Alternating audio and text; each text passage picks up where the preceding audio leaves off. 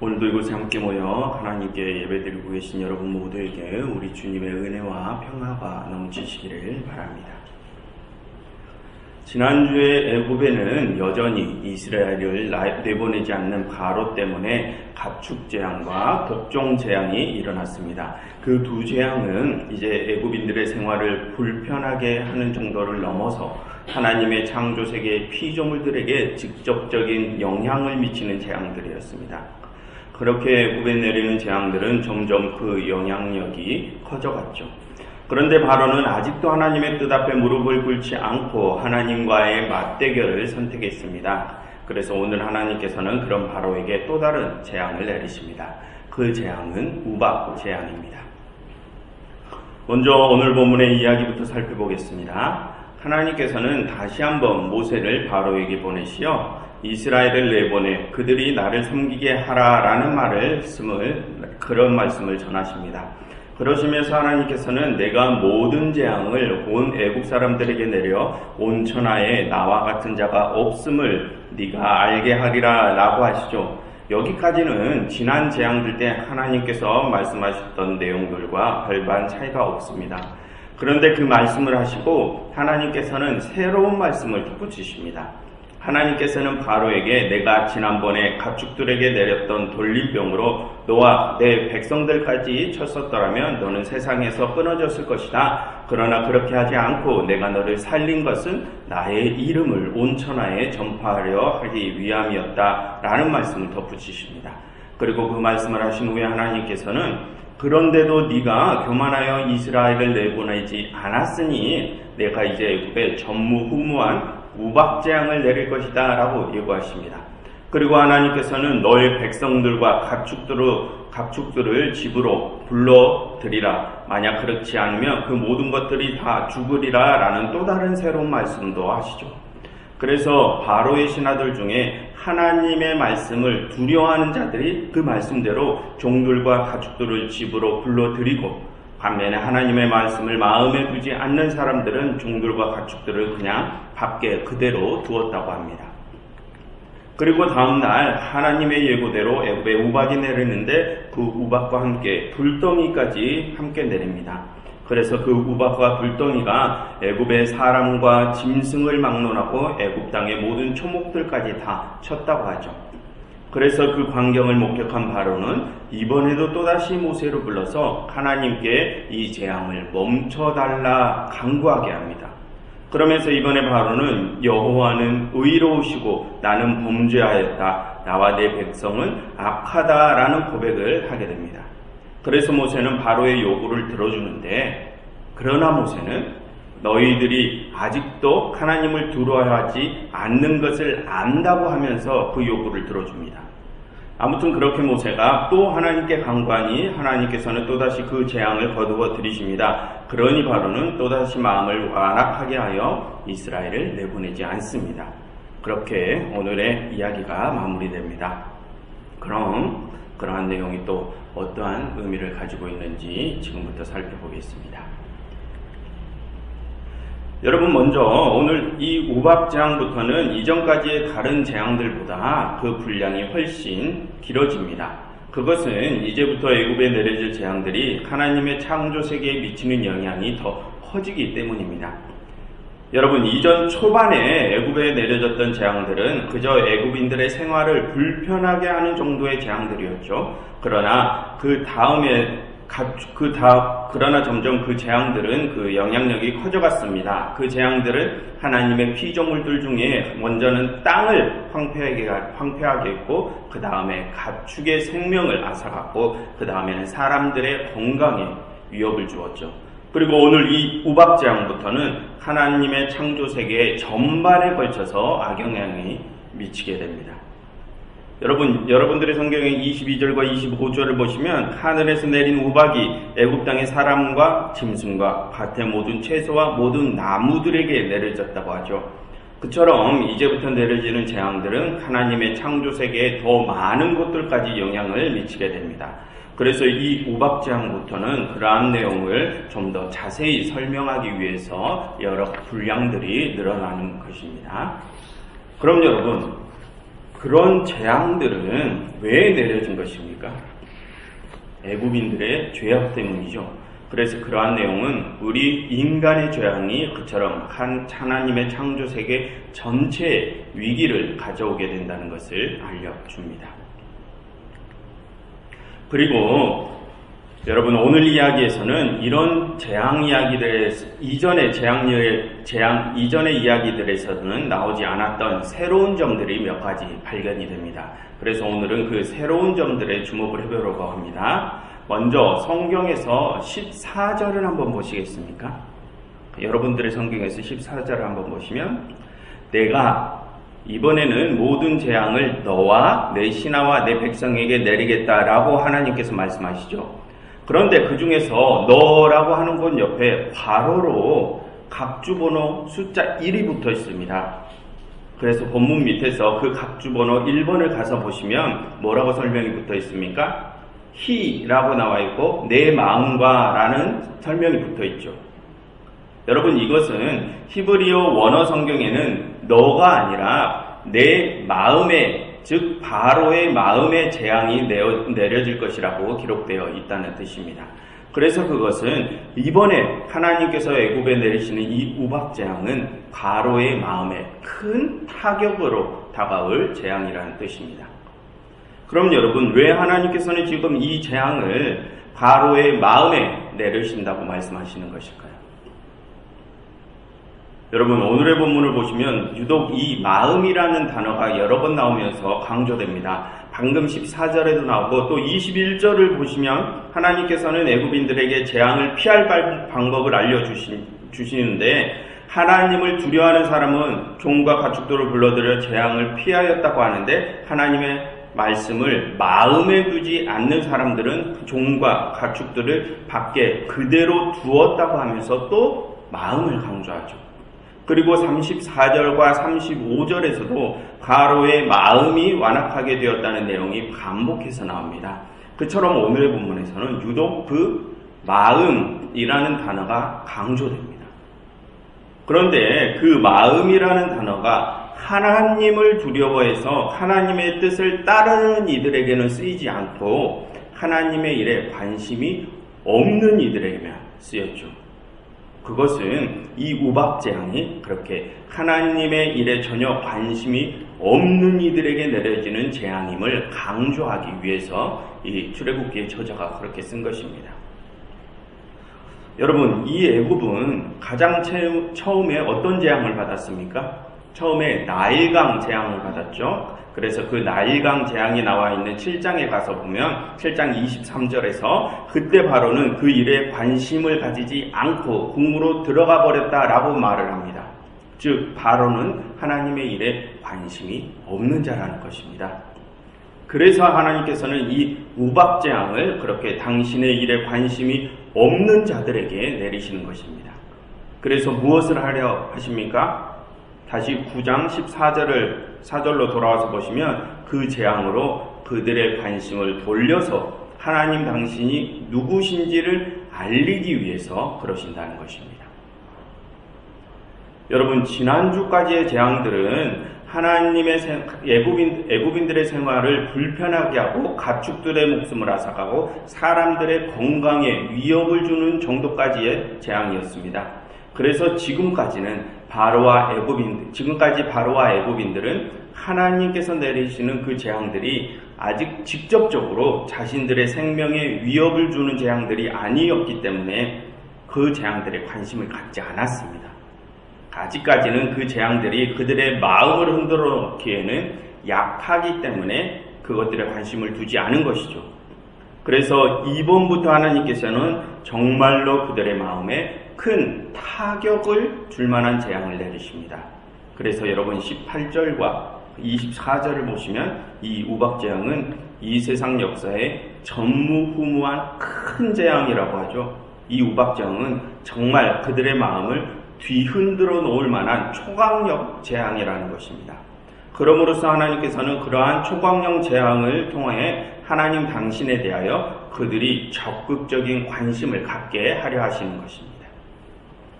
그래서 여러분 15절을 한번 보시면 하나님께서는 바로에게 내가 돌림병으로 그동안 내가 이전에 돌림병으로 너와 애국을 쳤으면 너희는 이미 죽었을 것이다 라는 말씀을 하시죠. 무슨 말씀이십니까? 하나님께서는 일부러 그들을 아직 살려두셨다는 것입니다. 일부러 지금까지는 약한 재앙으로 그들을 죽지 않게끔 하셨다는 것이죠. 그렇게 하심으로 그럼 왜 그러신 것입니까? 방금 14절과 16절에서 말한 것처럼 그렇게 하심으로 그들에게 하나님 당신에 대하여 알리기 위하여 그러셨다고요. 그럼 하나님께서는 그들에게 당신에 대한 어떠한 정보를 알려주려 하시는 것일까요? 여러분 다시 14절을 보시면 하나님께서는 이번에 바로와 애굽인들 뿐만이 아니라 온 천하에 당신을 알리려 하신다는 말씀을 하십니다. 그 점도 오늘 새롭게 발견되는 점입니다. 여러분, 하나님께서 이처럼 온 천하를 언급하시는 것은 하나님께서는 온 천하의 모든 피조물들이 당신에 대하여 알기 원하신다는 것을 말씀하십니다. 말해줍니다. 그럼 여러분, 하나님께서는 그 모든 피조물들이 당신에 대하여 무엇을 알기를 원하실까요? 하나님께서는 그 모든 피조물들이 오직 하나님 당신만이 유일한 참 신이심을 알기를 원하십니다. 그리고 그 유일신께서 그 모든 피조물들에 대하여 어떠한 최종적인 목적, 최종적인 계획을 가지고 계시다는 것을 알길 원하십니다. 그럼 여러분, 하나님께서는 온 천하의 피조물들에 대한 어떠한 최종적인 목적과 계획을 가지고 계실까요? 여러분 이번에 밑에 11절 한번 보십시오. 죄송합니다. 17절을 한번 보십시오. 17절을 보시면 하나님은 바로가 아직도 당신 앞에서 교만하여 이스라엘을 보내지 않은 일을 말씀하시죠.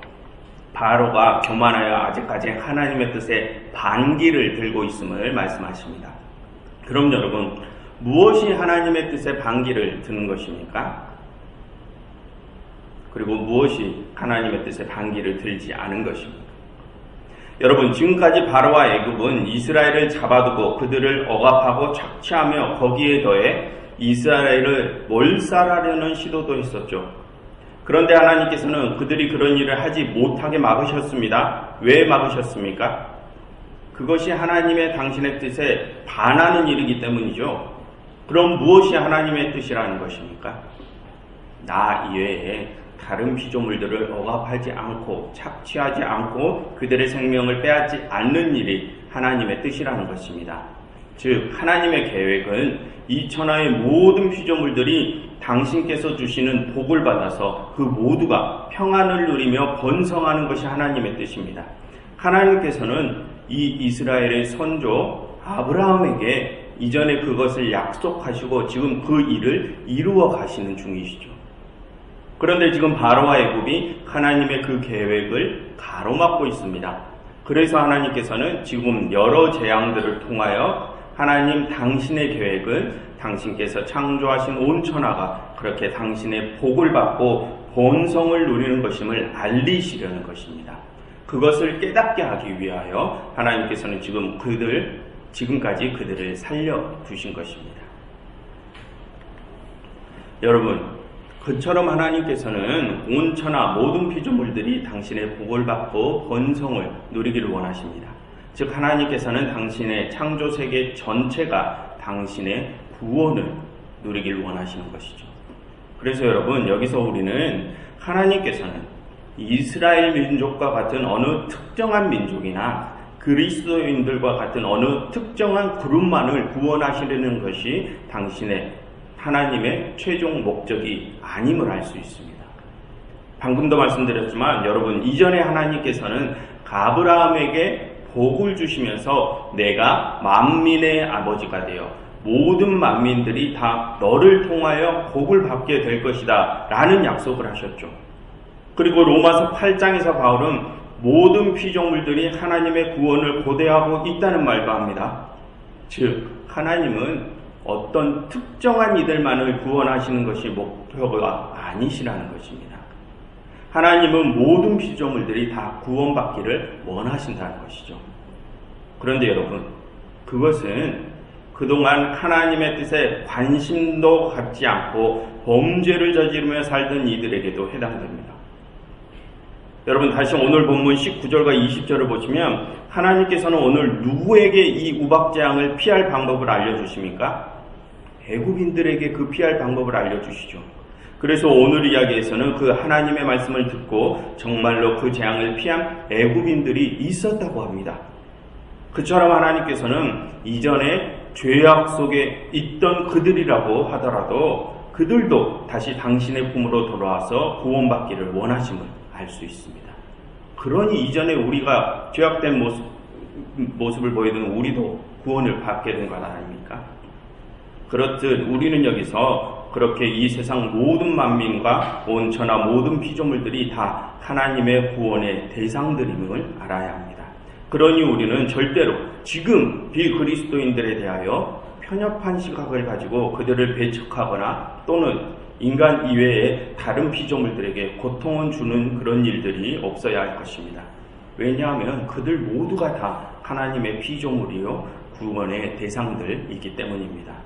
아무튼 그것을 알게 하기 위하여 하나님께서는 바로와 애굽인들을 아직까지 살려두신 것입니다.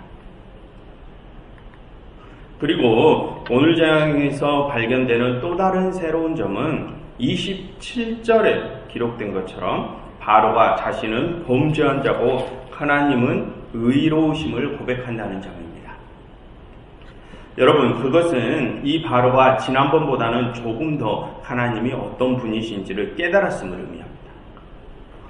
그리고 여러분, 지난번 개구리 재앙을 통하여 바로는 처음으로 하나님은 여러 재앙들을 관장하시는 분이심을 깨달았죠. 그리고 그 뒤에 카리 재앙을 통하여 그는 하나님은 경배의 대상임을 깨달았습니다. 그리고 오늘 그는 하나님은 의로우심을 깨닫게 됩니다. 그처럼 바로는 점점 강해지는 재앙들을 통하여 하나님에 대하여 조금씩 더 많이 깨달아갑니다. 그런데 여러분, 그는 그렇게 하나님에 대하여 점점 더 많이 깨달아감에도 불구하고 그는 왜 아직도 하나님께 무릎을 꿇지 않는 것일까요? 그 다음 29절과 30절에서 모세가 말한 것처럼 그는 아직 하나님을 두려워하지 않기 때문입니다. 여러분, 오늘 바로는 모세에게 또 한 번 이 재앙을 멈춰달라고 하나님께 간구하라고 하죠. 그래서 모세가 그 말을 들어주지만 방금처럼 모세는 바로가 하나님을 두려워하지 않는다는 것을 알면서도 그 말을 들어줍니다. 왜 그렇습니까?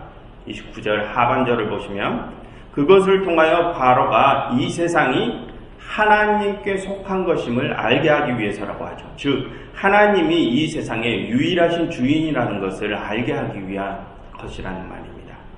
그럼 여러분, 지금 그 말은 아직까지 이 바로는 하나님이 이 세상의 유일하신 주인이라는 것을 모른다는 말 아닙니까? 여러분, 그래서 바로는 아직까지 하나님을 두려워하지 않는 것입니다.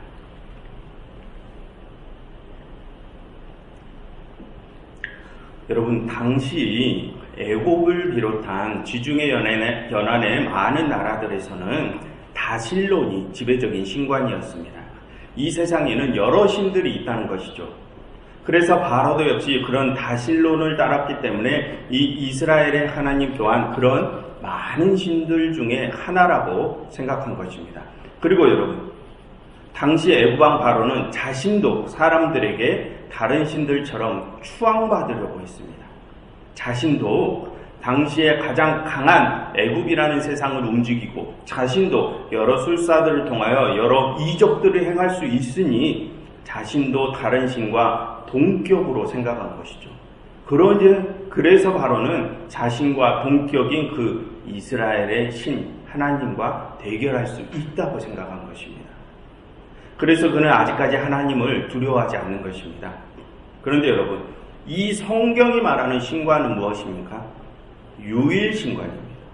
이 세상의 신은 오직 여호와 한 분뿐이시라는 것이죠. 그래서 모세는 바로가 그것을 깨닫게 하기 위하여 그가 아직은 하나님을 두려워하지 않지만 그럼에도 그의 요구를 들어준 것입니다. 그리고 오늘 본문에서 마지막으로 살펴볼 부분은 애굽에 우박이 내려진다는 부분입니다.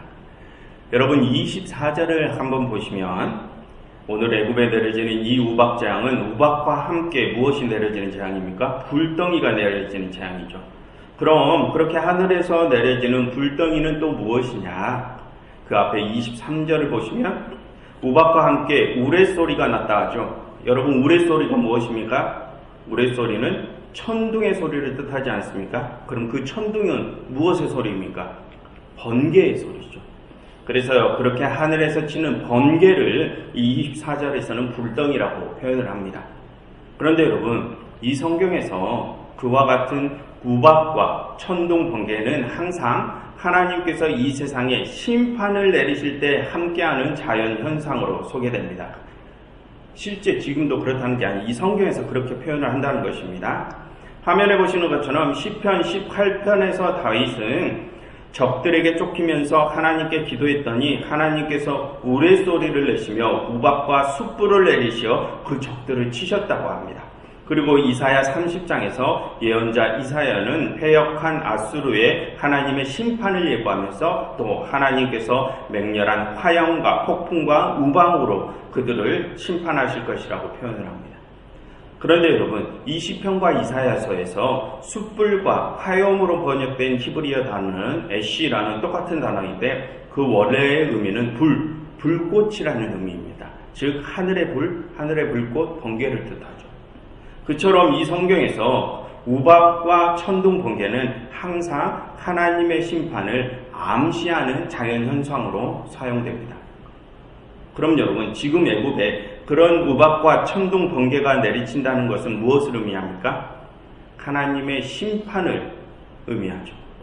그럼 여러분 하나님께서는 애굽에 대한 그 심판을 통하여 무엇을 이루고자 하십니까?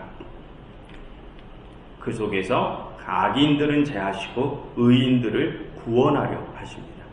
그처럼 이 우박재앙은 하나님이 심판과 구원의 하나님이심을 또한 알려주는 재앙입니다. 그럼 여러분 그렇게 세상에 심판과 구원을 주시는 그 하나님은 이 세상을 어떠한 원리에 의해서 운영하시는 분이시라는 것입니까?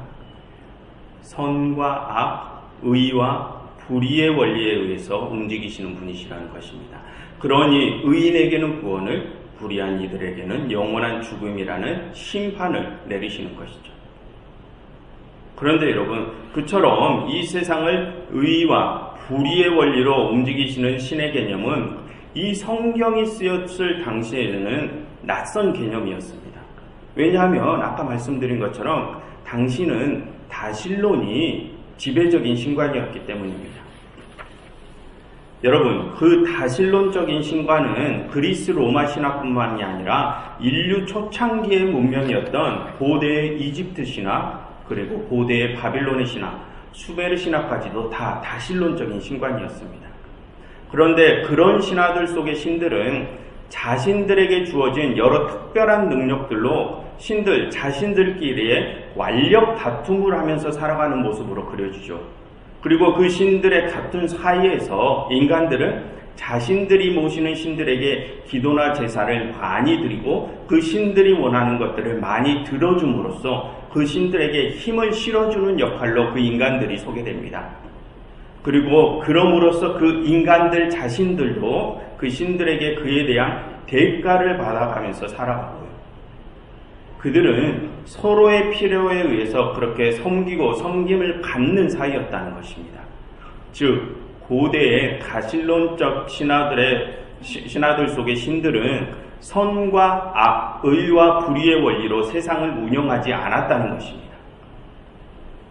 그런데 이스라엘이 섬기는 유일신 하나님이 세상에 처음으로 드러나기 시작함으로써 이 세상에는 선과 악을 구분짓고 이 선과 악의 원리로 세상을 움직이는 신의 개념이 처음으로 알려진 것입니다. 그래서 이 성경이 쓰여질 당시 그 유일신 하나님이 어떠한 신이신지가 이 세상 온 천하에 알려지는 일은 굉장히 중요한 일이었죠. 그래서 아까 바로가 자신은 악하고 하나님은 의로우시다는 것을 고백했던 것입니다. 그러므로서 오늘 본문은 하나님은 그처럼 의와 불의의 원리에 의해서 이 세상을 이끌어 가시는 분이심을 밝히려고 한 것입니다.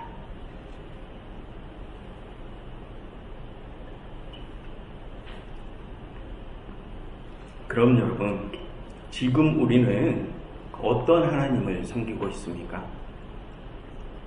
여러분, 오늘 본문에 나오는 바로도 그렇고 이 성경이 쓰여질 당시의 사람들도 그렇고 그들은 신이라는 존재를 이 성경이 제시하는 신관으로 섬기지 않았습니다. 그들은 자신들에게 그 신들이 어떠한 유익을 줄 것인지, 그리고 자신들의 필요를 어떠한 신이 채워줄 수 있는지, 그러한 것들에 의해서 여러 신들 중에 자신들이 섬겨야 할 신을 골라서 섬겼죠. 그런데 이 성경은 당시 사람들이 생각하는 그런 신관과는 전혀 다른 개념의 신을 소개합니다. 그 신은 다른 신들과 완력 다툼을 하지도 않고, 그래서 그것을 위해서 사람들을 이용하지도 않고, 도리어 사람들을 위해 자신의 목숨을 내어놓으면서 오직 의와 불의의 원리로 이 세상을 움직이시는 분이심을 밝힙니다. 그러니 그러한 신을 너희의 참신으로 섬기며 따를 것인지를 이 성경은 묻는 것이죠. 그럼 여러분, 지금 우리는 그런 의와 불의의 논리로 이 세상을 움직이시는 그 하나님을 섬기고 있습니까? 아니면 지금 우리는 나의 필요를 채워줄 그런 신을 찾고 섬기고 있습니까? 여러분, 우리는 이 유일신 하나님에 대한 신앙에 대하여 큰 오해를 가지고 있는 것 같습니다. 사람들은 보통 이 종교라는 것을 내가 이 세상을 살아가면서 힘들고 어려운 일이 있거나 어떤 필요한 것이 생기면 이 종교에 기대어 힘을 얻는 도구 또는 그 필요한 것을 얻어내는 도구 정도로 생각하는 경향들이 있는 것 같습니다. 여러분, 이 종교를 그렇게 생각하는 것은 신에 대한 우리의 바람이 그렇기 때문입니다. 신이란 자고로 우리 인간들이 힘들거나 우리에게 필요한 것이 있을 때 우리의 기도나 예배나 찬양을 많이 받고 우리의 바람을 들어주는 존재였으면 하는 것이, 그것이 보통 사람들이 가진 이 종교관입니다. 그리고 그러한 종교관은 아까 말씀드린 다신론적인 신관과 연결이 되죠. 그 다신론적인 신관에 등장하는 신들은 그들도 자신들의 필요와 유익을 위해서 사람들을 이용하는 신들입니다. 그리고 그 신들을 섬기는 사람들 역시 자신들의 필요와 유익을 위해 자신들에게 맞는 신을 골라서 섬기고요. 하지만 여러분, 이 성경이 소개하는 신은 전혀 그러한 개념이 아닙니다. 이 성경이 소개하는 유일신 하나님은 우리가 우리의 필요에 따라서 선택을 할 수 있는 신도 아닐 뿐더러 우리의 바람대로 이 세상을 운영하시는 분도 아니십니다. 이 성경이 소개하신 유일하신 하나님은 우리의 계획이 아니라 당신의 계획과 당신의 기준대로 이 세상을 움직이시는 분이십니다. 그럼 여러분, 이 여호와 하나님은 어떠한 기준으로 이 세상을 움직이신다고요? 의와 불의의 기준으로 이 세상을 움직이시는 분이십니다.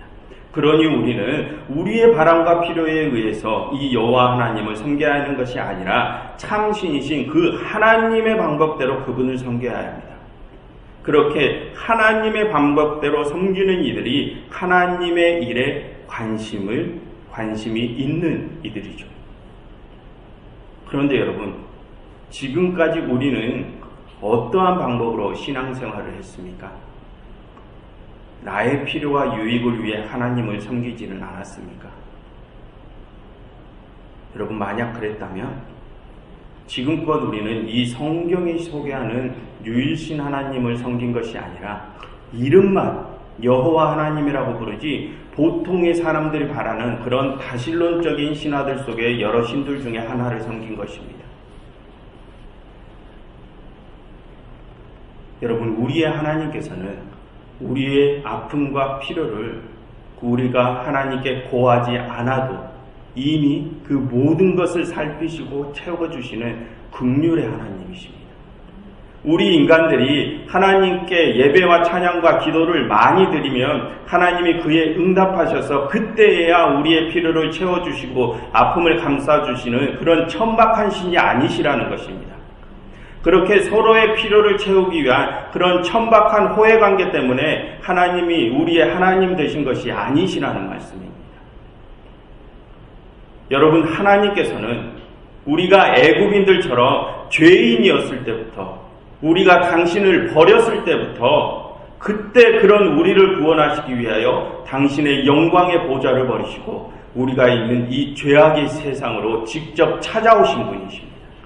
당신을 버린 우리를 위하여 당신의 목숨, 당신의 아들의 목숨을 버리시고 우리에게 생명을 주신 분이시라고요. 우리와 세상적인 필요나 주고받으시는 그런 천박한 신이 아니라는 것입니다. 여러분, 그래서 하나님께서는 말씀하시지 않습니까? 그러니 그런 세상적 필요나 구하는 간구는 하지 말라고 하지 않으십니까? 너희에게 필요한 모든 것을 다 알고 계신다고 하지 않으십니까? 그런데 우리는 왜 지금껏 그런 하나님을 서로의 필요나 채워주는 그런 천박한 신으로 끌어내리고 있었던 것입니까?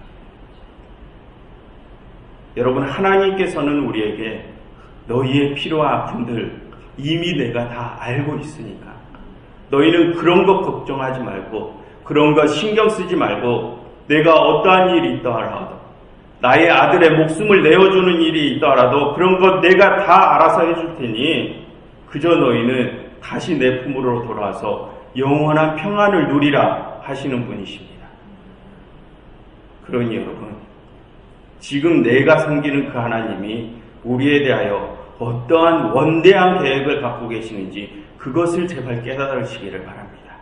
그래서 이제는 잠시 있다가 사라져버릴 이 세상적인 것들에 대한 욕심을 버리시고 그러한 것들을 구하며 하나님을 천박한 신으로 끌어내리는 그런 일을 그만 멈추시고 하나님께서 우리를 위하여 이루실 그 원대한 계획을 바라보며 그의 나라와 그의 의를 구하며 그분을 섬기시는 여러분들이 되시기를 간절히 바랍니다.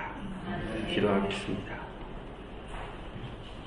하나님, 저희로 하나님을 올바로 알게 하시고 하나님을 온전히 섬기게 하시옵소서. 예수 그리스도의 이름으로 기도드렸습니다.